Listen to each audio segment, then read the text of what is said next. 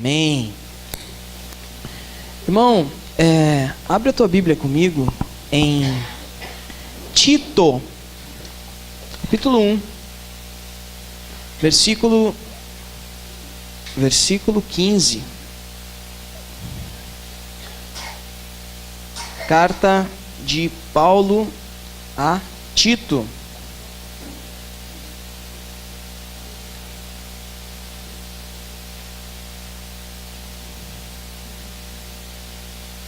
Irmão, você sabe qual foi a grande ordem espiritual na qual foram relacionadas as cartas de Paulo na Bíblia, hein, irmão?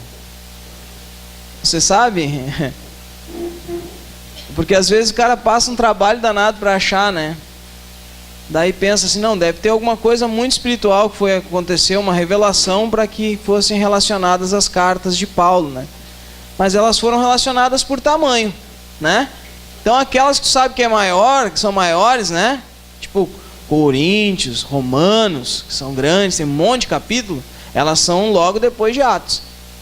Agora aquelas que vão sendo mais curtinhas, como por exemplo Tito, Filemão, Timóteo, elas estão bem no finalzinho. Daí tu vai dizer, não, mas Hebreus é grande, está lá no final. Pois Hebreus não tem garantia nenhuma que foi Paulo que escreveu, né? Na verdade, acredita-se que não foi mesmo Paulo que escreveu Hebreus. Então, Tito está logo antes de Filemão, que está antes de Hebreus aí, meu irmão, na tua Bíblia, né? E depois de Timóteo, de 2 Timóteo, né? Achou? Amém? Nós já havíamos pregado aqui na igreja a respeito de Tito, e se você não lembra, eu até vou fazer o trabalho de procurar lá nos meus registros qual foi a pregação, porque eu acredito que ela já esteja disponível aí para vocês em vídeo. E eu não vou aqui fazer uma retrospectiva aqui dessa história aqui, porque vocês têm acesso. Mas assim, irmãos, a verdade é que Tito foi um companheiro de Paulo na sua jornada de apresentar o Evangelho às igrejas nas suas viagens missionárias. Tito, inclusive, esteve com Paulo naquela emblemática viagem até Jerusalém, onde no primeiro concílio entre Paulo e os discípulos e os apóstolos, se decidiu a respeito da forma com que a igreja iria se relacionar com a lei, principalmente com relação à circuncisão. Tito, se você se recorda, você vai me ajudar a lembrar que ele, na verdade, ele tinha características pessoais bem diferentes das de Timóteo. Timóteo era um rapaz um pouco mais paciencioso, amoroso, né? Não que Tito não fosse, mas Tito era uma pessoa um pouco mais enérgica, um pouco mais incisiva, um pouco mais radical com relação à verdade revelada. Por isso, Paulo enviou Tito para a grande missão de conduzir a igreja e levar as 2 ou 3, na verdade foram 4 cartas, mas foram 2 que eu tenho a certeza que foi Tito que foi levar, até Corinto. E aquelas cartas das quais, enquanto Tito entregava, a cada linha que era lida, cada linha que era lida causava uma grande revolta dentro dos corações dos coríntios, porque realmente o que eles faziam era totalmente reprovável. Porém, há registros dessa viagem, dessa incursão de Tito em Coríntios. Também existem algumas outras viagens que não fazem muitas referências, porém, e na outra pregação a gente falou sobre toda essa característica de Tito. Porém, a carta de Paulo a Tito, ela faz referência ao envio de Tito a uma ilha chamada Creta, que vem a pertencer à Grécia, né? Então essa cidade, ela tem toda uma cultura grega. E na outra vez que a gente conversou, você se lembra que eu falei que a ilha de Creta tinha toda uma mitologia grega. Inclusive toda a história do Minotauro teria acontecido na ilha de Creta. Aquela história, né, do labirinto do Minotauro, né, da guerra mitológica, aquela história toda. Então, a ilha de Creta era uma ilha cercada de mitologias. Porém, Paulo enviou Tito até aquele lugar para pregar a respeito do evangelho da verdade revelada em Cristo. Tá bom? Esse era o ambiente. Porém, a verdade é que em Creta, na ilha de Creta, já existia uma ideia de igreja reunida. Nesse momento em que Paulo escreve a Tito. Paulo já estava lá e já existiam algumas pessoas lá que se credenciavam como presbíteros da igreja. Pessoas que anunciavam aquela verdade e que conduziam aquilo que se organizava como igreja. E essa carta de Paulo a Tito, ela é reconhecida como uma carta pastoral. Ou seja, uma carta de um pastor para alguém que é pastoreado por ela, né? Então, Paulo, que se considerava pai na fé de Tito, escreve para ele a respeito de como ele deveria conduzir essa missão de incursão do evangelho em um lugar que não conhece ainda o evangelho. Porém, nesse lugar já existia alguma organização de igreja. Não sei se Tito já estava lá há algum tempo e teria sido notícias do que já estava acontecendo, que teriam chegado até Paulo, ou Tito já foi enviado para lá para que corrigisse já aqueles problemas que estavam acontecendo lá. Irmão, leia comigo 1º capítulo, versículo 15. E olha só que frase legal. Tito, capítulo 1, versículo 15. Diz assim: tudo é puro para os que são puros, mas nada é puro para os impuros e descrentes, pois a mente e a consciência deles estão sujas. Leia de novo. Tudo é puro para os que são puros, mas nada é puro para os impuros e descrentes, pois a mente e a consciência deles estão sujas. Aí. Paulo começou escrevendo, falando a respeito de como deveria proceder a escolha dos novos presbíteros, ou seja, daqueles que iriam ser as lideranças, dos anciões da igreja. E ele fala a respeito de uma lista de boa conduta, de como deveria acontecer com aquelas pessoas ali. E ele começa a falar também das coisas erradas que estavam acontecendo lá. E nisso ele tasca essa frase: os puros são puros, e os impuros são impuros. Tudo é puro em quem é puro, e tudo é impuro em quem é impuro e descrente, porque a consciência e os pensamentos deles já estão contaminados, já estão sujos. Irmão,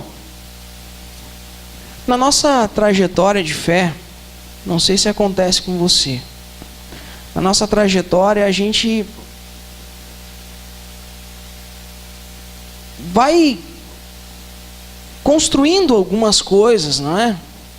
Só que à medida em que a gente vai construindo novos valores, novas verdades, a gente vai desconstruindo algumas coisas que antes eram relevantes na nossa vida. Existiam algumas coisas que na nossa vida anterior ao Evangelho nos norteavam, nos direcionavam para tudo que nós íamos fazer.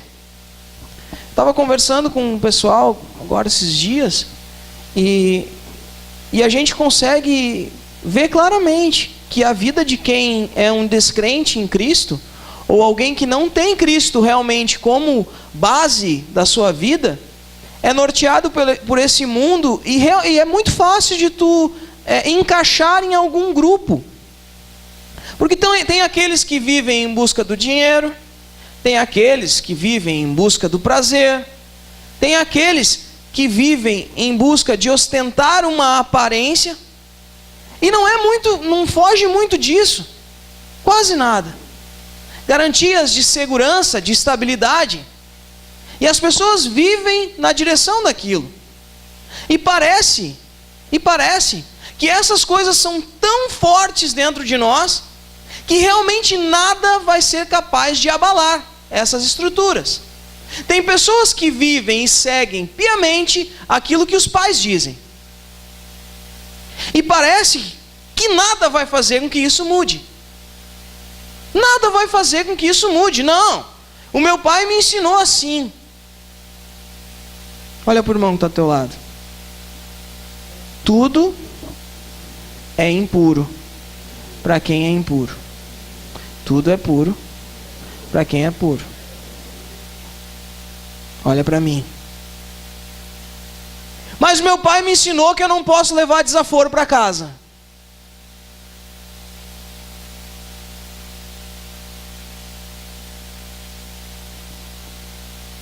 E aí? Teu pai não te ensinou isso? Meu pai me ensinou que eu não posso levar desaforo para casa desde que eu não apanhe, né? Porque se for maior que eu tenho que fugir. Que bobo ninguém é também, né? Meu pai me ensinou que eu tenho que trabalhar para ganhar dinheiro, senão eu não vou conseguir ser feliz, ser alguém na vida. Para mim ser alguém na vida, eu tenho que ter um emprego que ganhe bem. Tem que estudar. O pai me ensinou?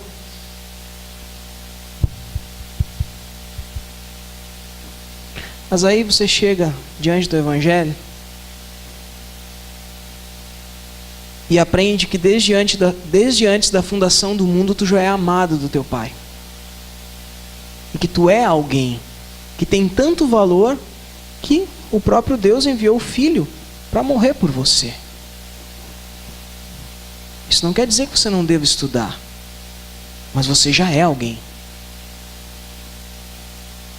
E o Filho de Deus, que foi aquele que realmente veio expressar e revelar a graça de Deus, ele disse que se te baterem no rosto, tu deve dar a outra face. Mas existem estruturas na nossa vida que quando nós olhamos para nós pensamos, não, isso nunca vai mudar. O que eu aprendi do meu pai não muda. Não, mas espera aí. Isso já foi mudando aí, não foi mudando? Não foi mudando algumas coisas? Eu tenho algumas coisas na minha vida que mudaram muito, cara. Mudaram muito, muito. E eu não estou aqui para dar um testemunho da minha história. Mas quem me conheceu há 10 anos atrás, 15 anos talvez, né? Porque eu estou cada vez ficando mais velho. Que tem coisa que não muda, né? É o tempo, né? Mas que eu não me reconheço fazendo aquelas coisas mais hoje. E naquele momento da minha vida, eram bases fundamentais da minha história. Como é que pode eu sair de casa sem pentear o cabelo que nem eu fiz hoje, por exemplo? Até nem sei como é que está a situação. Esses dias eu vi num vídeo aqui, eu estava todo descabelado.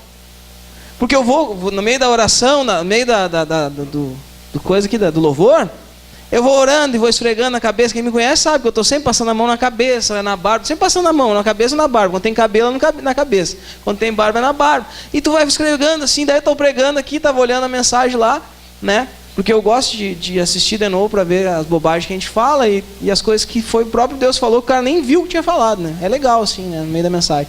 E eu estava olhando lá, eu estava com o cabelo assim, ó, para um lado, assim. Parecia o cabelo do Bob, do Bob, do Mundo de Bob. Lembra o cabelo do Mundo de Bob? Fantástico Mundo de Bob, era um cabelo assim espetado para lá, que tinha um negócio aqui assim, ó. Eu passava muito tempo, a minha mãe conhece, arrumando cabelo. Quem é que passa muito tempo arrumando? O Felipe era outro também. Uma vez eu peguei ele dentro de um seminário, que nós estávamos num negócio bacana, e ele na frente do espelho ajeitando, porque ele tinha um cabelo bacana também, nós também, né? Tava na mesma história. E ele fazendo assim, que era tipo um Wolverine, que ele fazia estilizado, assim, que levantava esse lado aqui e aqui também. E eu disse para ele, cara, tu tá perdendo toda a mensagem aí. Ele ficou bravo comigo, né? E ele ali ajeitando, tinha um espelhão. Você lembra disso, Liv? Do Wolverine? Me lembro. Né? E as coisas foram mudando, cara. Foram mudando. Não que eu tenha que sair escabelado, não tem. Mas tem coisas que a gente não admitia antes na nossa vida. Parar e pensar, como é que eu... Quando é que eu ia imaginar que tudo que eu ia querer é casar e ter uma família? Eu era muito louco. Tem gente que adora dizer que era muito louco. Daí agora eu vou aqui. Deus deu até filho para esses malucos. E passa. E aquilo que de forma alguma ia mudar, muda. Às vezes coisas que tu acha hoje que não tem jeito, cara. Não, isso aí é assim. Eu só estou bem se eu estiver trabalhando. Eu estou bem se eu tiver com dinheiro no bolso. Só estou bem se eu estiver namorando, casado. Cara, a nossa trajetória, muita coisa vai mudando. A pergunta é, como é que isso acontece? Mas isso é amadurecimento. Não, irmão. Conheço pessoa com 70 anos que Deus o livre aparecer na rua sem fazer a escova no cabelo. Não é amadurecer. Tem coisa que é prioridade que muda. Tem gente que antes não dava bola para nada e agora não sai sem dar uma alinhada na barbinha. Tem coisa que vai mudando, para melhor e para pior. O tempo passa, as prioridades mudam. Mas agora, ser puro ou ser impuro não depende da gente. Não depende da gente. Olha para a pessoa que está do teu lado aí. Você é puro, irmão? Você é puro o quê?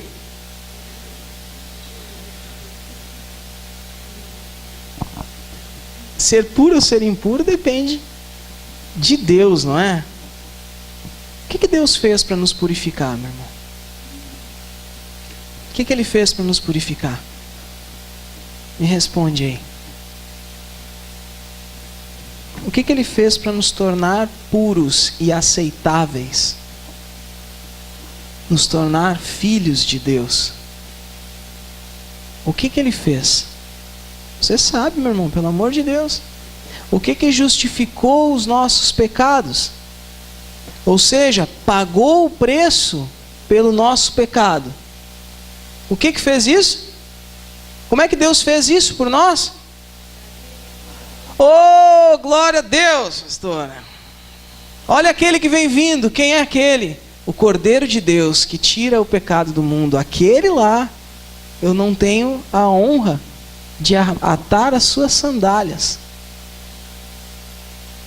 O Cordeiro de Deus que tira o pecado do mundo. Quando Deus mandou Jesus Cristo para justificar os nossos pecados, para nos purificar, Ele fez. Ou Jesus não foi para a cruz? Foi? Tá. Cutuca a pessoa que está ao teu lado aí. Fez alguma coisa errada hoje, irmão? Fez. Fez ontem? Fez. Vai fazer amanhã? Vai. Jesus tem que morrer na cruz todo dia? Não. Tá, ele morreu na cruz, foi um tempão, né? Não foi um tempão que ele morreu na cruz? Tá, então valeu para aqueles que estavam lá. Porque hoje a gente olha lá para a cruz, vê ele crucificado, depois subiu para o céu, aquela coisa toda, e a gente faz errado hoje de novo. E a gente vem na igreja hoje. E aí diz, agora tá, agora Jesus justificou meu pecado hoje. Amanhã eu fiz errado de novo. Daí eu tenho que vir na igreja, na igreja a gente bota Jesus na cruz todo domingo. E Deus vai nos justificando semana por semana. É assim que funciona? Sim ou não? Não. Mas alguma coisa acontece dentro de ti que faz com que um monte de porcaria que tu vivia antes no mundo, escravizado pela prática do pecado, e hoje tu vive livre disso tudo. De tudo não. De tudo aquilo que tu tem consciência. porque a mente e a consciência deles estão em desordem, estão sujas. Deixa eu tirar meu coisa aqui, que tá um calor. Irmão, vai pra mim, Lipe.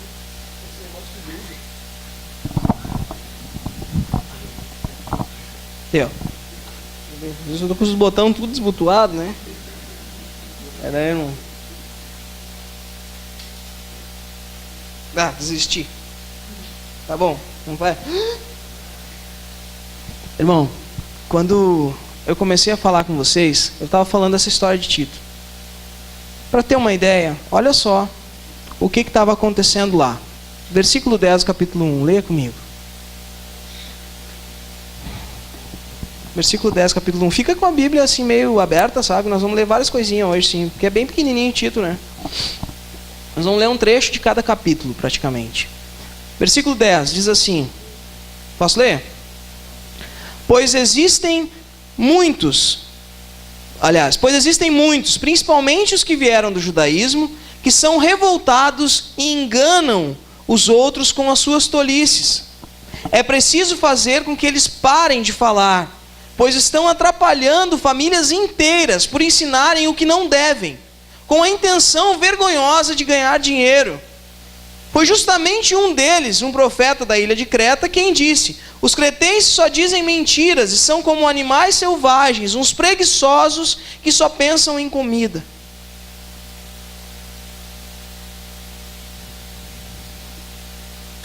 Paulo está falando aqui para Tito dos caras que estavam lá. Eles estão destruindo famílias inteiras, ensinando o que não devem por causa da ganância no dinheiro.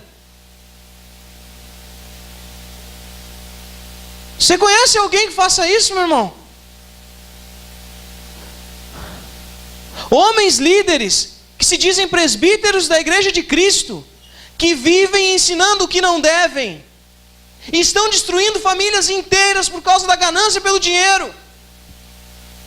Você conhece alguém que faça isso, meu irmão? Por que você tem vergonha de dizer que é evangélico? Por que você resiste? Quando alguém te pergunta se você vai na igreja, tu pensa duas vezes antes de dizer.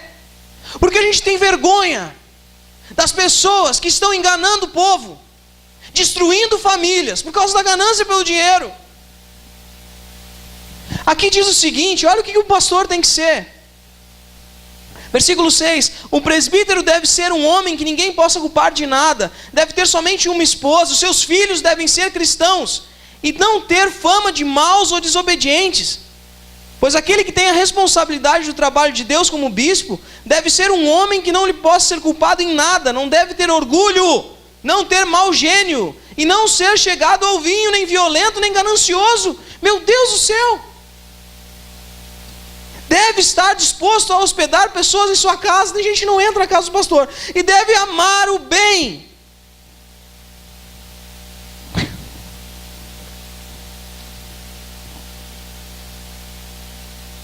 Deve ser prudente e justo. Desculpa, irmão, tive um flashback na minha cabeça aqui agora. Dedicado a Deus e disciplinado, deve se manter firme na mensagem que merece confiança e que está de acordo com a doutrina.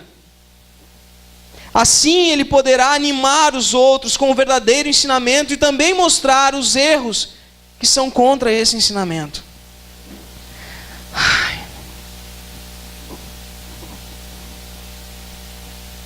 Eu não vou perguntar se você conhece alguém assim, meu irmão. Mas eu sei que o outro você conhece. O outro você conhece. Estava falando com o Lipe agora esses dias. Ele falou: conhece o pastor tal? Cara, por que a filha dele fugiu? Digo, meu Deus, cara, quanto filho de pastor foge? Fugiu. Eu não sei, já conheço várias histórias de filho de pastor que foge. Foge de quê? Foge do pai e da mãe.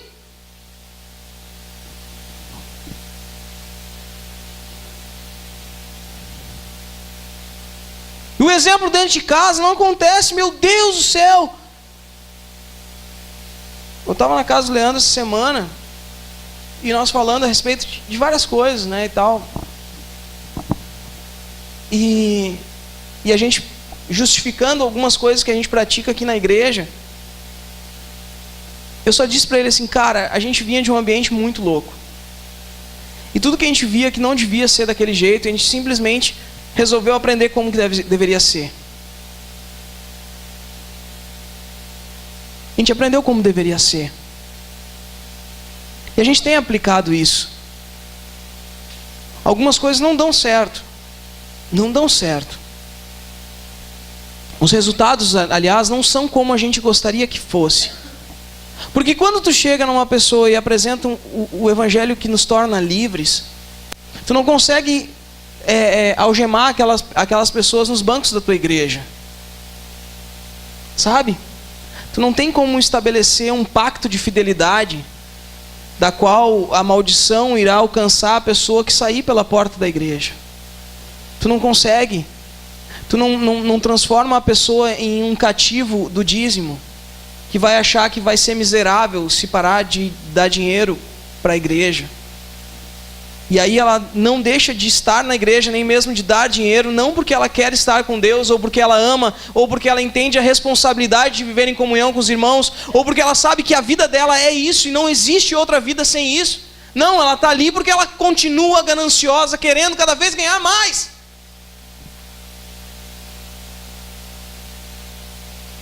É muito difícil, irmão, tu dizer para alguém que Deus te ama, mesmo que tu faça um monte de coisa errada. Porque Ele te ama, mesmo que tu faça um monte de coisa errada. Ele não quer que tu faça as coisas erradas, mas Ele não deixa de te amar. Mas às vezes isso te dá um medo de que aconteça justamente o que aconteceu entre nós aqui. Muita gente virou as costas e abandonou Deus. Olha para o irmão que está do teu lado. Diga para ele, quem é puro, é puro. Quem é impuro, é impuro.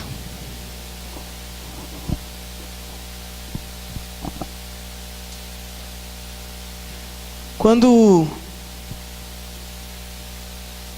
olhamos para esse início de capítulo aqui, cara, a gente se enche de tudo aquilo que a gente queria que realmente fosse a real. E essa indignação que existe dentro dos nossos corações, eu não sei você, eu sou um cara profundamente indignado com religiosidade, você já deve ter percebido isso. Eu fico louco, né? Tinha um personagem do Zorra Total quando ele era horrível, agora ele só é ruim, né? Que é aquele programa de comédia da Globo, que nunca teve nenhum programa de comédia que fosse bom mesmo. E que tinha um velho que dizia, eu tô doido, a Jéssica gostava. Cadê a Jéssica? Você lembra? Como é que era o Tatá, o Jajá, né? Que ele ficava louco, eu tô doido. Eu acho que até que ele fazia isso com umas coisas meio sem vergonhice, não era disso que eu tô falando agora, né? Mas quando eu vejo um negócio assim, cara, eu fico louco. E a minha vontade é que esse texto que diz assim, ó, quem é puro e quem é impuro, porque a mente dele está cheia do que não presta, e não vai sair nada de bom. Tudo que eu queria é que esse texto me dissesse assim, ó, puro, não faz isso, e os que são impuros têm que ir para o inferno mesmo. Esse bando sem vergonha que só mente para as pessoas e faz mal, e está transformando famílias inteiras que se dizem cristãs num bando de maluco. Você conhece algum maluco de igreja? Não vou falar onde que eu estava. Eu tive uma experiência essa semana, não foi na casa do Leandro. Eu tive uma experiência essa semana, eu estava num lugar determinado, tinha uma conversa paralela assim ao meu lado, e essa conversa paralela estava numa loucura tão grande, que eu, cara, que está acontecendo? Um diz assim, cara, o papo começou assim, ó, sabia que eu descobri uma coisa? Que o José, pai de Jesus, era o José do Egito. A Jéssica nem viu, que ela estava conversando na mesa ali, e eu estava aqui, ó, só, cara, cara, onde é que esse papo vai parar? Eu disse, não, por causa que espiritualmente aquele homem ali era representação, por isso que o nome dele era José. Eu disse, da onde? Maluco! Quem é que disse? Mas não foi ele que pensou isso. Não foi ele que pensou isso. Alguém disse para ele isso. Alguém disse para ele que o nome, né? Então vamos botar o nome do filho de Jesus. E daí ele já vem. Pronto. Que o nome representava aquele José lá do Egito, e por isso que aquele José... Da onde? E isso nem é as piores coisas, meu irmão. Porque você ainda tentou fazer um malabarismo dentro da Bíblia. Tem um maluco que disse para ti que o diabo era um levita no céu, e tu acredita até hoje, conta isso aí para todo mundo, que era um anjo que fazia louvor no céu. Isso não está em lugar nenhum.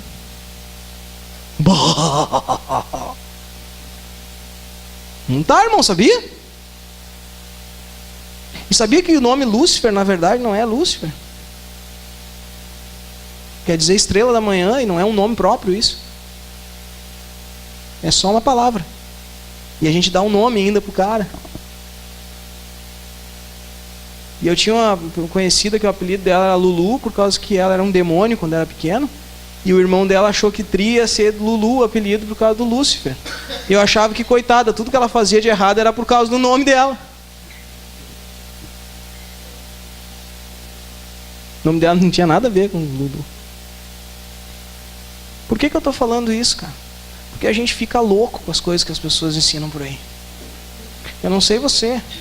Eu tenho um conhecido que há pouco tempo quase apanhou por causa que resolveu dar uma revelação dentro da igreja. Aconteceu tudo errado. A pessoa foi lá e disse, não, eu vim aqui por causa que tu é um sem vergonha, porque tu me disse que ia acontecer e aconteceu tudo ao contrário.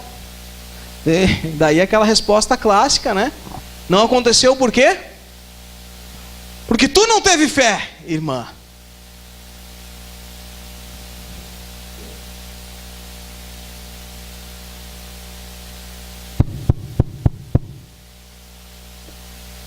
Aí a gente fez uma igreja.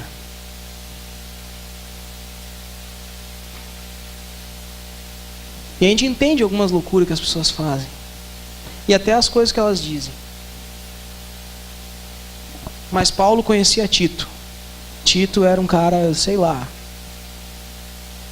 que chegava no lugar e tocava as coisas para cima, entendeu? Entende isso? Estava conversando a respeito da característica que precisavam ter os políticos cristãos, né? E eu disse, cara, olha,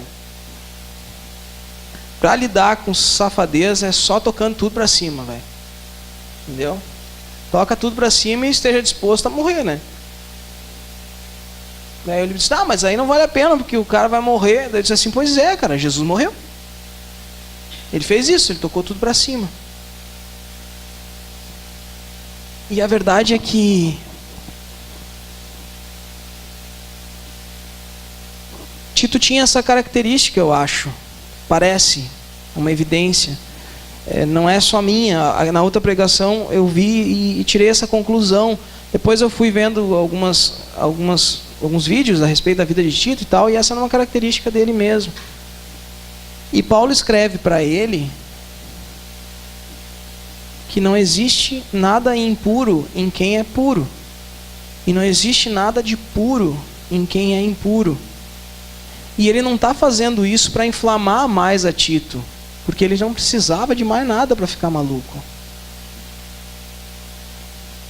Paulo está dizendo isso, e ele segue ensinando, mas ele está dizendo isso pelo seguinte: não adianta tu querer colher limão de laranjeira. Eu fui no Bonato essa semana e as coisas estão estranhíssimas, né? E eu tive a nítida certeza que eles estavam vendendo o limão bergamota, que a gente conhece, quem é aqui do sul sabe, tem um limão bergamota, que é aquele limão com a casca soltinha, e que é em cor de laranja bem forte, e ele tem meio uns rajadinhos assim, né? E estava escrito bergamota. E eu disse, tá. Das coisas que estavam lá era mais barata. Devia custar uns R$3 o quilo. E eu disse, pai, é limão bergamota? É limão, pai. Eu disse, olha, tá com cara de limão. Bergamota, escrito que é bergamota. Está vendendo junto com o que é bergamota. Eu disse, tá, mas por aí, está aqui, ó. Aquilo ali é bergamota, isso aqui não é. Tem cara de limão, parece limão, mas eu não posso comer para ver se é limão. O cara diz que é bergamota. Deve ser os efeitos do caminhoneiro, né? Certo? Ficou dentro do caminhão, ficou assim. Mas compramos, né, pai? A bergamota mais parecida com o limão que já vi. O bergamota azeda que nem limão. Mas porque o cara disse que era bergamota, bergamota. Estão comendo lá em casa que nem bergamota. Tira os gominhos, bota na boca, mas a cara que tu fica é de que nem quem está chupando limão. Não sei o que é, cara. Parece limão, mas diz ele que não é. Sabe como é que a gente vai saber se é limão ou se é bergamota? Se eu tiver na frente do pé, e tiver ela aqui, e for bergamota. E ele aqui, também foi bergamota. E o ano passado, o que saiu daquele pé ali, foi bergamota. E no ano que vem, o que saiu daquele pé ali, aliás, o que vai sair daquele pé, vai ser bergamota também.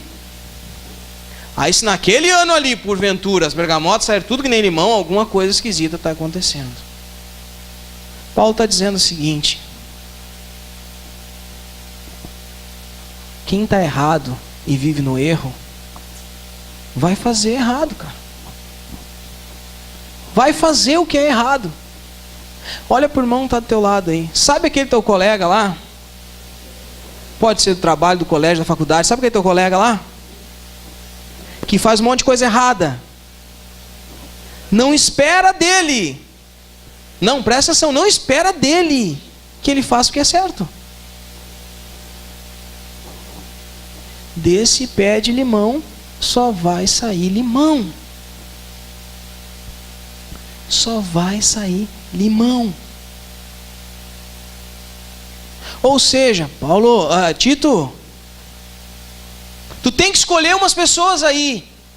Esses que estão aí dizendo e fazendo esse monte de coisa, daí não vai sair coisa boa nenhuma, porque a mente deles, a consciência deles está suja, está contaminada, está em rebeldia a Deus, em revolta a Deus, está de costa para aquele que é o único capaz de nos tornar puro, da onde alguma coisa boa pode sair, porque Ele nos tira do mundo. Nós morremos para esse mundo e somos enxertados na videira verdadeira, e somos acolhidos como filhos por adoção. Nós começamos a fazer parte da família de Deus. Mas se nós estamos em rebeldia contra esse Deus, eu não quero nem olhar para Ele, quanto mais ser filho dEle. Então nada de Deus vai acontecer em mim. Nada. Então não adianta esperar que aconteça. Não vai acontecer. Não vai acontecer nada de bom em quem é impuro. Não vai. E eu te pergunto, bueno,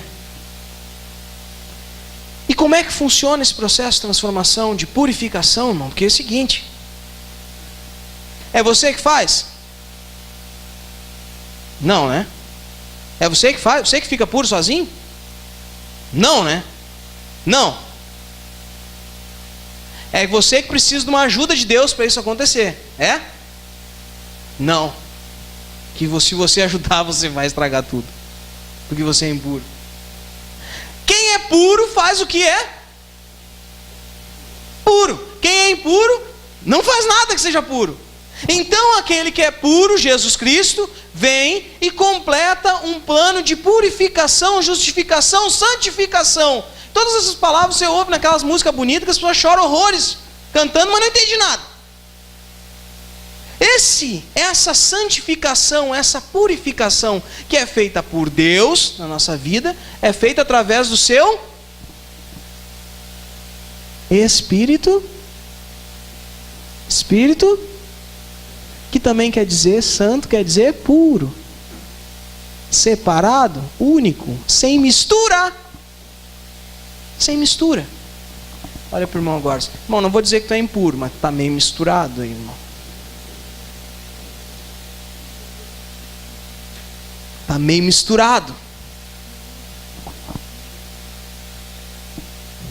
Se é Deus que faz, através do Espírito Santo, esse processo de purificação da tua vida, às vezes nos remete a uma vida meio estranha, cara. Porque se é Deus quem faz, não sou eu que faço. Quando eu vou me meter para fazer, eu faço errado. Então o negócio é eu chegar aqui e ficar aqui esperando que alguma coisa louca aconteça dentro de mim, sozinho, para que aquilo um dia não tenha, outro dia tenha. Um dia eu faço certo, um dia eu faço errado, no outro dia eu começo a fazer certo. É assim? É assim, irmão? Tem lugar que diz que é, não diz assim que nem eu estou falando agora. Mas ele prega, mas não adianta nada se tu não vier aqui na frente, botar a mão na tua cabeça, tu cair, tu chorar, tu... sei lá, coisas loucas estão acontecendo e cada dia tem mais novidade no mundo gospel. Cai no chão, teve uma época que dava risada, teve outra época que dava um uivo, né? Tinha alguém tocando um chofar. Cada vez vai mudando as novidades. Mas se eu acho que nada de valor acontece, se alguém não botar a mão na minha cabeça e orar por mim, eu estou pensando que aquela oração ali, se eu chegar agora aqui, ó, o Felipe está aqui, digamos que a impureza dele seja a barba. Eu boto a mão na cabeça dele e faço uma oração de 3, 4 minutos, revezando entre falar língua estranha, dar uns gritos e umas frases de efeito, e alguns ai, ai, ai, ui, ui, ui, tem também, né? Ai, Senhor, agora, daqui a pouco, pode ser depois, né? Depende da fé dele, não da minha. Depende, não sei, mas quando ele virar para lá, vai estar barbeado. E toda aquela impureza vai sair. É assim, irmão? Não. Mas tu já foi na frente numa igreja, já pediu para botar a mão na tua cabeça e esperou que alguma coisa assim fosse acontecer. Ou já viu. E há alguns aqui, inclusive eu, que já orou pelas pessoas, esperando que isso aí fosse assim mesmo. Porque seria tudo mais fácil. Eu estava com azia agora há pouco e acabei tomando uma pastilha de magnésia bisurada e já não estou mais com azia. Resolvi o meu problema? Não sei. Mas aparentemente aquilo que me incomodava já não me incomoda mais. Qual é o motivo da minha azia? Nem imagino. O importante é que ela não está mais me incomodando. É exatamente assim que acontece nas igrejas. Tu tem um problema sério, tu é anestesiado por alguns momentos através de uma fé instantânea que tu não tinha, que não é em Deus, mas sim na oração daquele que está lá, que tu acha que é poderoso e que tem um relacionamento mais intenso e forte com Deus. Aliás, Deus escolheu ele para fazer isso em detrimento de você, que não é capaz de fazer isso por si só. E aquilo ali te anestesia por alguns instantes, tu chora, ri, abraça alguém e vai para casa, chega em casa, dura até a noite, até a janta, se a janta estiver boa. E no outro dia já tudo acabou. E tem gente, nós inclusive, que falava, tem que ter culto no meio da semana, por causa que o que acontece no domingo não dura até o outro. Inclusive alguns cultos da igreja a gente inventou por causa disso. Pensando em quanto tempo durava. Durava o quê? A presença de Deus dentro de mim. Porque nós buscamos, vem, vem, vem, Senhor, encher esse lugar. Ai!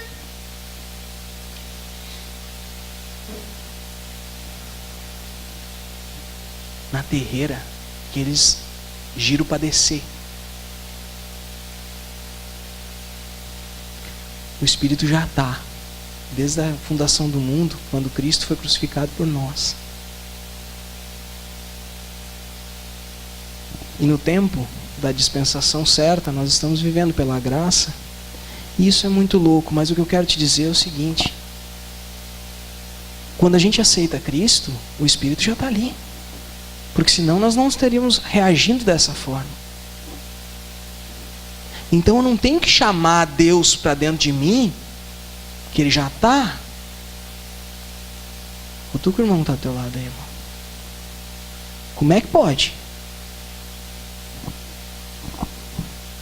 Em meu ser militam carne e espírito, e o meu querer, como é que é? Como é que é, Nath? E uma guerra infindável. Então o Espírito está lá, guerreando com quem? Com a minha carne. Irmão, eu sou purificado através do Espírito Santo de Deus. Porém, esse texto, ele sai disso, dizendo quem é puro, quem é impuro, ou seja, quem faz certo vai fazer o que é certo, quem é errado faz o que é errado, mas ele começa a dizer, ensinem as pessoas. Ensine da forma certa. E diz assim, para os homens mais velhos, digam para eles, sejam moderados. Olha, os anciões, os velhos mesmo. Pessoal aí, tipo, de mim para baixo, para cima, para baixo ou para cima. Depende, para cima para o céu, para baixo para o inferno, certo? Né? Mas os homens mais velhos têm que ser prudentes, sérios. O que é prudente, meu irmão? O que é prudente? A marca de chiclete? O que é prudente? Será que você é prudente? E prudente é para todo mundo aqui. Não é só prudente. O que é prudente, irmão? Estar preparado antes. Você é prudente, irmão? Você está preparado antes das coisas acontecerem? E se Jesus voltar, tu tem que ser prudente, tem que estar preparado para Ele. E aí o que acontece? Sejam prudentes, sejam firmes na fé, no amor, na esperança. Os homens mais jovens, diz também, seja prudente, seja sincero, dê bom exemplo em tudo, seja sério ao ensinar. Para as mulheres mais velhas, ó, quem é que é mais velha? Não fala aí. Não sejam caluniadoras, ou seja, não faz fofoca, não bebam. Ensine as mais novas a amar o marido, a amar os filhos, a serem puras, prudentes, boas donas de casa e obedientes ao seu marido. Meu Deus. Homens mais velhos, mulheres mais velhas. A próxima coisa que ele ensina é os escravos. Aí eu acho que não tem, né? Acho que hoje não veio nenhum escravo aí. Mas eu acho que o escravo se aplica muito bem aos funcionários de empresa hoje, né? Sejam obedientes em tudo aos seus donos. Façam o bem sempre. E sabe o que diz? Isso aqui é o capítulo 2. Não estou inventando. Elas estão procurando onde é que diz que eu tenho que ser obediente. Está ali, irmão. Tá? Quer que eu te diga? Ó. Capítulo 2, versículo 5. Puras, boas, donas de casa e obediente a seu marido, viu? Mas claro que isso aí era para aquela época. Não sei. Conversa com teu marido aí, vê se é para aquela época. Para que ninguém fale mal da mensagem de Deus. Tá. Vem para cá, presta atenção. Ó. Quem é puro, faz o que é puro. Quem é impuro, faz o que é impuro. Porque quem é impuro e descrente, em tudo vai fazer errado, porque a sua consciência e a sua mente estão erradas. Aí ele pega e diz que nós temos que ensinar. Acompanha comigo. Se é um negócio assim, quem está dentro, quem está fora, para que eu ensino então? Vou ensinar só para quem é puro? Pô, mas se é puro não preciso falar nada. O processo de purificação, ele depende de que aqueles que têm vivido a verdade consigam apresentar essa verdade. Irmão, se você olhar para Cristo e entender que Ele foi um exemplo de boa conduta, a gente vai entender que tudo que a gente precisa viver e ser é justamente aquilo que a gente entende que é. Se tu, dentro da tua consciência, está vivendo o que é correto, porque à medida em que o teu tempo de fé foi caminhando na direção de Cristo, tudo aquilo que tu foi aprendendo que era mentira, tu foi se desvencilhando disso e começando a viver no lado da verdade. Conforme tu foi andando em Cristo, tu foi vendo que algumas coisas são pecado. E aí é a parte que a gente não entende. A gente acha que a gente é puro porque a gente aprendeu o que é pecado e aprendeu o que é correto e optou pelo que é correto. Mas não é assim, porque não é. Não é algo que tu possa decidir, mas é algo que tu entende que está. Olha para o irmão aí. Irmão, pela última vez, irmão. Se tu está impuro, tu precisa estar puro. E tu não consegue fazer isso. E agora? E agora? Aí eu te digo assim, ó, não seja caluniadora das mulheres, né? Diz, não seja caluniadora. Não que homem não faça calúnia, porque tem homem que é bom nisso. Não seja caluniador também, Cláudio. E aí tu olha e diz assim, pô, eu sou caluniador. Não seja caluniador. Pô, eu sou caluniador. E agora? E agora? Vamos mais além. Se eu disser para ti assim, ó, Ael, leva a sério as coisas de Deus, cara. E o cara não leva. E ele olha e diz assim, bah, mas eu não levo a sério. Porque eu estou na igreja, mas às vezes estou contando borboleta. Estou na igreja, mas estou só pela bagunça. Eu venho aqui para cutucar o irmãozinho na frente. Só que eu tenho 25 anos já, cara, não sou criança. Não estou falando a ela, estou falando que às vezes acontece. Estou aqui.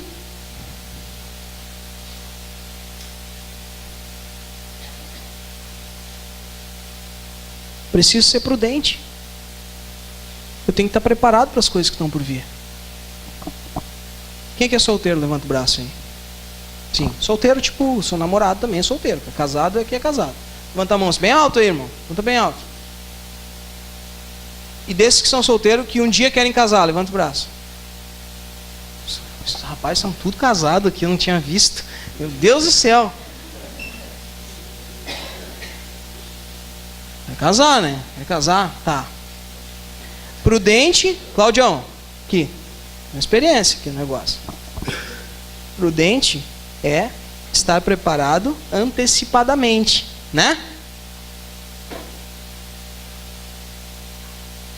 Aí o cara faz uma despedida de solteiro, porque até o último minuto antes de casar, eu tenho que ser loucamente solteiro. Não é prudente, Galo. Não é prudente, irmãzinha. Porque se eu me preparo antecipadamente, eu tenho que começar a estudar, a aprender, me colocar de joelho diante de Deus, diante das minhas falhas, que vão fazer eu ter um casamento infeliz pra caramba, para que eu aprenda antes de fazer alguém sofrer. Aqueles que não são casados ainda e querem casar, eu acredito que querem ter filhos. Eu sou casado e não tenho filhos. Eu quero ser um bom pai. Mas eu vou esperar ter o filho para aprender como é que se faz para ser pai? Não consigo organizar minhas contas. Não consigo resolver os problemas do meu relacionamento de uma forma decente. É uma guerra lá em casa. Vai ter uma criança que vai acompanhar isso tudo. E pior, se eu resolvo me separar, o que acontece com ela?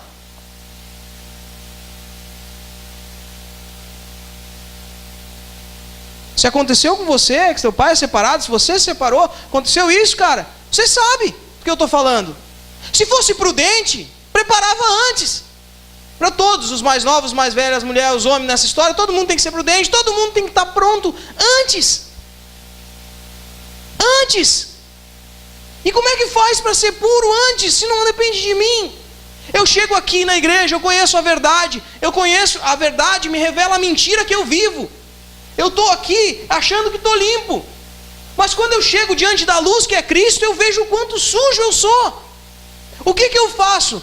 Eu vou no chuveiro da igreja e tomo um banho? Não, eu me jogo nos pés de Cristo e digo, Senhor, eu sou assim e não consigo ser diferente. Eu preciso de Cristo. Eu dependo de Deus.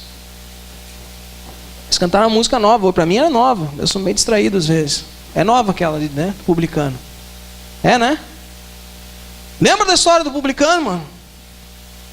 Sabe o que era para um publicano entrar dentro do templo para fazer uma oração? Sabe o que isso representava? Porque geralmente os publicanos, eles eram judeus que se associavam ao governo romano e recolhiam impostos. Não é? Sabe? Viravam cobradores de impostos. Um cara que era assim, era como é que é o Mateus? Levi? Mateus? Era assim, não era? Ele era um judeu, mas ele não era respeitado por ninguém. É como se... Não vou falar nada. Não vou dar exemplo aí, para me complicar. Tô louco para dar. Não dou. É como se alguém que fosse um cristão, que conhecesse a verdade, se associasse a algum tipo de organização que é reconhecidamente corrupta.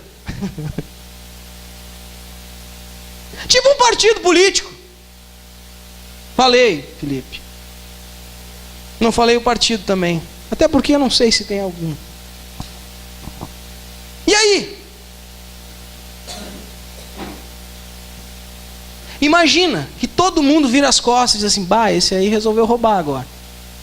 E não só por causa da aparência, mas porque é verdade mesmo. Não, estou falando do caso lá, estou falando daquele caso de lá. E aí aquele cara chega dentro do templo, com todos os olhares contrários, e ele bate no peito e diz, ai de mim, Senhor, porque eu sou um pecador. Qual a oração que foi aceita? Essa aí? Ou do cara que fazia todos os rituais certinhos? Mas dizia, olha como eu sou melhor que esse aqui. Tipo aquele jovem rico também.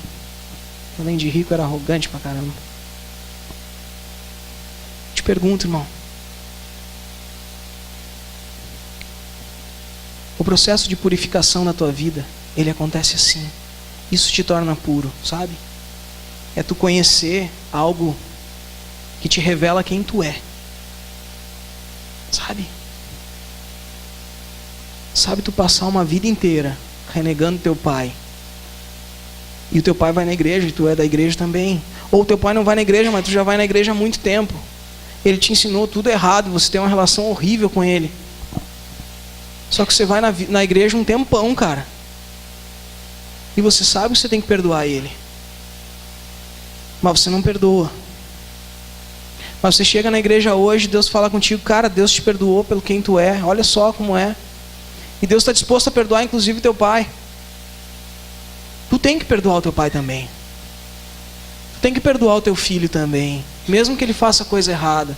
Você tem que perdoar o teu chefe, que mesmo que te tenha sacaneado e te sacaneia direto, tu tem que perdoar e tu tem que amar essa pessoa. Porque Deus fez isso por ti primeiro. A relação na tua família, tu tem que perdoar a tua esposa sim, não importa o que ela fez. Porque tudo que foi criado pelos homens aí para separação, foi por causa da dureza do coração do homem. Então se o homem não é duro de coração, se ele é quebrantado pelo Espírito Santo de Deus, ele supera tudo. E eu quero te perguntar o seguinte, tu chega diante dessa verdade, tu olha para a tua vida e diz assim, cara, mas isso aqui eu não aguento. Ou seja, o que é verdade, o Espírito milita contra a minha carne. Milita, ele briga, ele luta, ele guerreia. Guerreia. Sei lá se está certo, se existe essa palavra. Mas é uma guerra.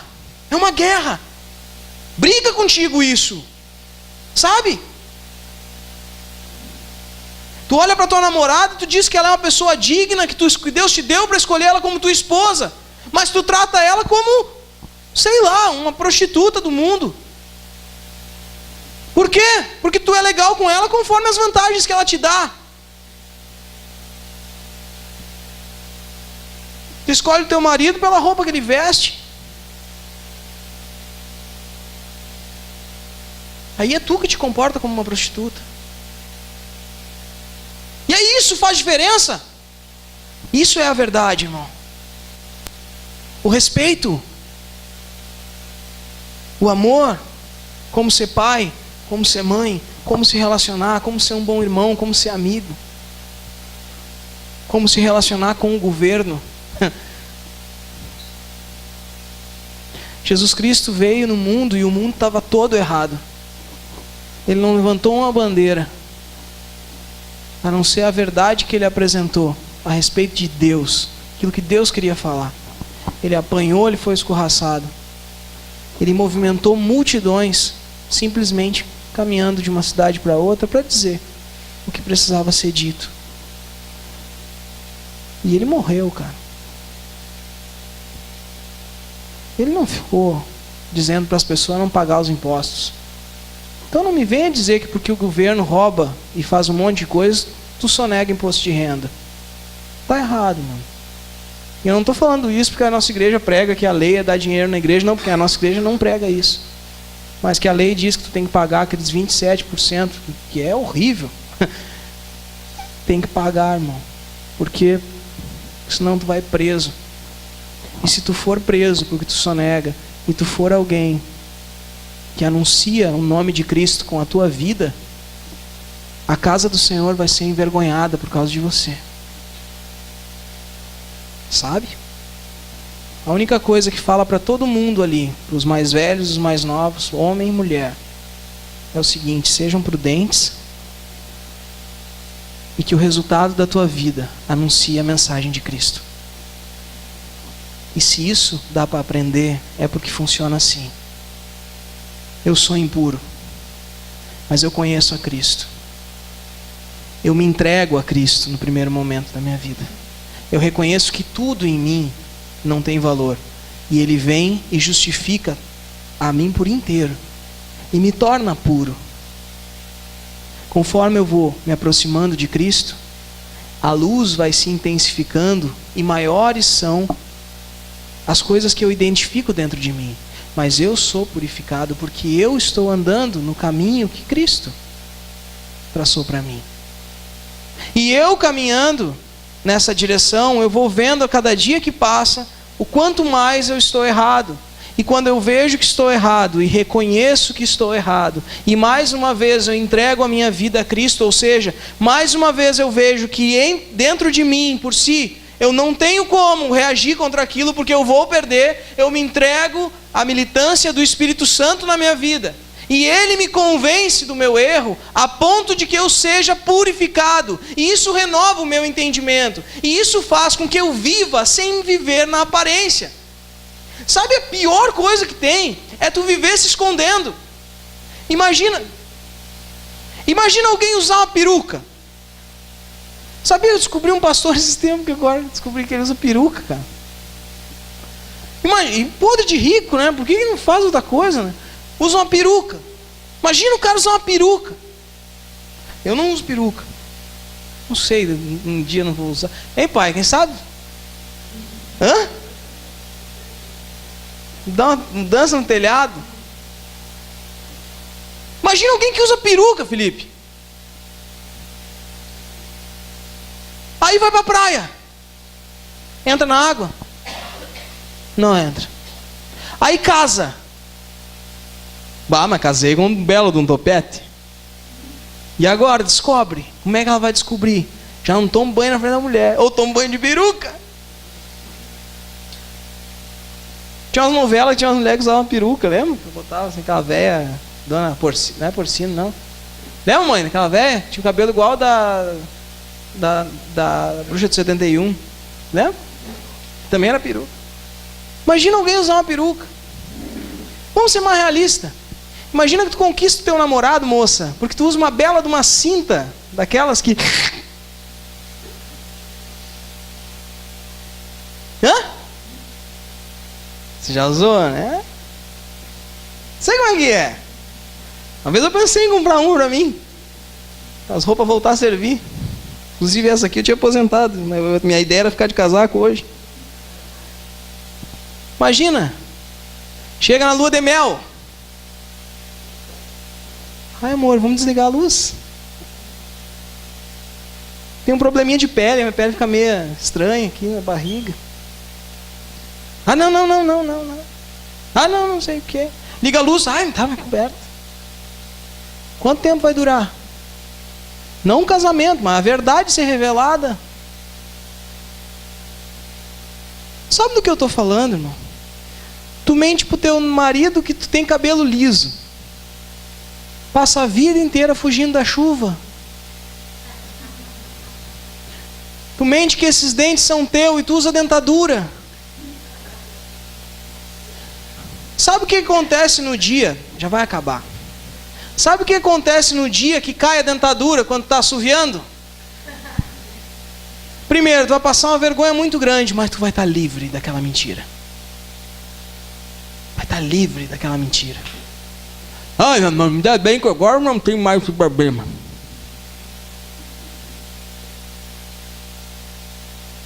O puro não é o que não usa dentadura e que tem um dente bacana. O puro é aquele que é o mesmo com ou sem dentadura. O puro é aquele que sabe que está errado, que vive no erro, mas ele está disposto à transformação que vem de Cristo. Se coloca diante de Deus, se prepara para aquela situação. Eu tenho um problema, poxa, eu sei que eu sou vaidoso pra caramba, meu Deus. Como é que eu vou fazer? Ninguém sabe que eu uso essa cinta aqui. Agora eu vou casar, alguém tem que saber. Senhor, me ajuda, Senhor. Como é que eu vou passar esse problema? O que vai acontecer comigo? Aí o Senhor vai botar cegueira na tua esposa por causa daquilo lá? Não, irmão. Ele vai dizer: Maurício, tu é amado com essa barriguinha, sem essa barriguinha. A tua esposa não casou contigo por causa dela. Ela casou por causa que tu reflete a manifestação dos filhos de Deus. E aí tu pensa o seguinte: dançou porque também é mentira. Eu nem sou tão crente assim, Senhor. Ele disse: mas isso está mais fácil do que tu resolver o problema da barriga. Entende? Esse é o puro. Esse é o puro, é aquele que é sincero, verdadeiro. Que é sincero, verdadeiro. É purificado porque a verdade de Cristo está revelada na tua vida. E aí, aquilo que tu fala é a tua verdade. Aquilo que tu fala é a tua verdade, irmão. Se tu chega aqui, por exemplo, se eu fosse de um partido político que defendesse uma corrente ou outra, e eu viesse aqui e fosse enlouquecidamente vinculado e direcionado para aquilo, mas aquilo é a minha verdade, eu não estava sendo impuro, mesmo que aquilo esteja incorreto. Mas aquilo é o que foi me revelado até agora. E eu estou no caminho de Cristo. E existem coisas que vão ser feitas lá na frente. Porque diz que aquele que começou a boa obra na minha vida vai terminar só lá no final. Mas essa obra não acontece assim. Chega alguém, dá uma machadada na minha cabeça e bota lá dentro. Não. E também não é uma oração, não tem pozinho mágico para mudar. Mas é uma caminhada de fé. É uma construção. Algumas coisas têm valores que precisam ser abandonadas, para que outras coisas que não têm valor nenhum possam começar a ser valorizadas. E aquelas coisas que antes tu vivia e parecia ser um absurdo, como por exemplo, levar um desaforo para casa, começa a ser a regra na tua vida. Que se tu chegar no trânsito e brigar e xingar alguém, falar um palavrão, tu vai pensar assim: meu Deus, quanto tempo eu não ficava louco desse jeito, o que eu fiz? E aquilo que antes era uma regra estabelecida e um pilar na tua vida, começa a se tornar um acidente. E não te torna impuro, mas te faz ver o quanto tu era impuro. Entende? Deus fez isso pela graça, através do próprio Filho Jesus Cristo, para nos mostrar o quanto a gente está errado e o quanto a gente precisa dele. Mas nele nós somos purificados. Até aqueles que estão fazendo tudo errado, tem jeito. Porque no versículo 16 do capítulo 1 diz o seguinte: repreenda esses líderes, repreenda esses presbíteros, esses falsos, para que a fé deles, como é que diz? Deixa eu ver aqui, até porque eu achei bem legal essa expressão. Não, é aqui em cima. Versículo 13. Repreenda duramente esses falsos mestres, para que sejam sadios na fé, para que sarem, para que sejam curados, até esses malucos que roubam dinheiro. Então Paulo está dizendo o seguinte: não espera demais de quem não tem, mas lembra que um dia tu fazia tudo errado, e agora tu está puro. Do mesmo jeito que tu foi purificado, ele também pode ser. Usa o teu tempo para apresentar a graça de Deus e trabalhar auxiliando as pessoas nessa transformação, sendo prudente, sendo amável, boas donas de casa, né? Estou falando que você tem que ficar dentro de casa, meu irmão, mas existe uma função que é tua, e não estou falando de varrer e lavar louça, eu estou falando o seguinte: a mulher sábia edifica a sua casa. Por quê? Porque muitas vezes, a casa só não cai porque tem alguém sustentando no joelho. Sustentando no joelho. E se as mulheres ensinarem umas para as outras e elas viessem ensinando umas para as outras, não estava assim como está hoje. Quer ver? Minha avó não veio hoje, está lá. Está muito frio. É isso? Mas ela ensinou para minha mãe alguma coisa. Não tudo, mas ensinou o que era bom. Minha mãe não ensinou tudo para a Letícia, mas alguma coisa ensinou. Mas a minha avó nem sempre foi cristã. Ela ensinou o que estava ali. A minha mãe nem sempre foi cristã. Ela ensinou o que estava ali. A minha irmã nem sempre foi cristã. Mas o que ela aprendeu a partir de hoje no Evangelho, ela deve e pode passar para as filhas, que na verdade Deus não deu biologicamente, mas acrescentou para ela, que nem a Raquel, a Jéssica, a própria Dani, e a Dani que está aqui também, que entra junto na família aí. Nem sempre, pai, a gente fez tudo que era certo. Nem todos os conselhos foram os melhores. Mas aqueles que tinham a ver com as coisas de Deus, a gente continua. Aqueles que não tem nada a ver, desculpa, meu velho, eu não vou seguir. E nem tu está seguindo mais. Entende?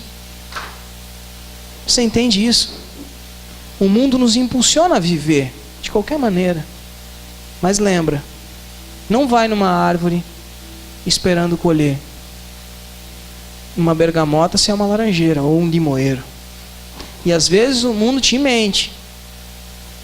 Tem cara de limão, tem gosto de limão, tem casca de limão, mas todo mundo está dizendo que é bergamota. E a gente come que nem bergamota. Mas é limão, velho. É limão. Se é impuro, vai fazer coisa de impuro. Agora, se é purificado, o teu resultado vai engrandecer o nome de Cristo. E a igreja vai crescer ao natural, porque as pessoas olham para você e reconhecem a graça, o amor, a misericórdia e a prudência que um filho de Deus tem que ter. Amém?